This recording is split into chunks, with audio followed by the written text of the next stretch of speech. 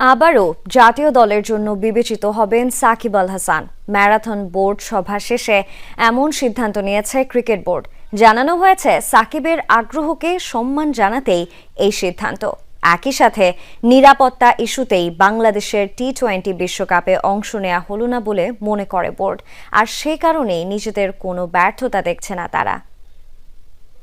সাকিব আল হাসানের availability, fitness এবং accessibility plus হচ্ছে যেখানে খেলা হবে ভেন্যুতে ওখানে যদি প্রেজেন্ট থাকার মতো ক্যাপাসিটি থাকে, অবশ্যই বোর্ড বা সিলেকশন প্যানেল সাকিব আল হাসানকে পরবর্তীতে সিলেকশনের জন্য বিবেচনা করবে। ৮ ঘন্টার লম্বা বোর্ড সভা শেষে চোখ কপালে উঠে যাওয়ার মতো ঘটনা। বিশ্বকাপ থেকে অফিসিয়ালি ছিটকে যাওয়ার দিনে হুট করে উদয় হলেন সাকিব আল হাসান। এখন থেকে আবারও নাকি হোম অ্যান্ড অ্যাওয়ে দুই ক্ষেত্রেই জাতীয় দলের জন্য বিবেচিত হবেন সাকিব। প্রশ্ন ওঠে, তবে কি বিশ্বকাপ খেলতে না পারার অপারগতা ঢাকতেই তুলে আনা হলো সাকিবের প্রসঙ্গ? না, এটা সেন্ট্রাল কন্ট্রাক্টের ডিসকাশন শুরু হওয়ার সাথে সাথে এটা অন্তত আমরা আলাপ করছিলাম, আরো 15-20 দিন হবে।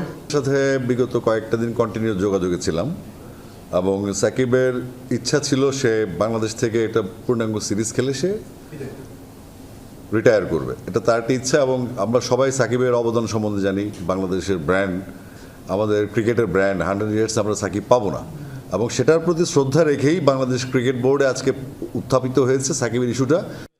আওয়ামী লীগের আমলে সংসদ সদস্য ছিলেন সাকিব, যে কারণে এখনও দেশে ফিরতে পারেননি এক সময়ের বিশ্বসেরা অলরাউন্ডার।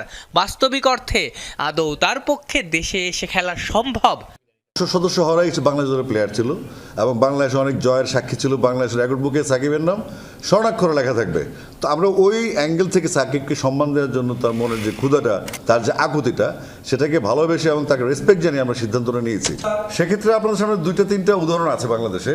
একজন মাশরাফি বিন মুর্তজা, সে বাংলাদেশে অবস্থান করছে এবং 3 আগস্টের পর আমাদের আরেকজন ক্রিকেটার, সেও বাংলাদেশে অবস্থান করছে। তো আমার মনে হয় ওই দুজনে থাকতে পারে, তাহলে সাকিব ভালো থাকতে পারে। বর্তমান বোর্ডের অধীনে এটাই হতো প্রথম বিশ্বকাপ।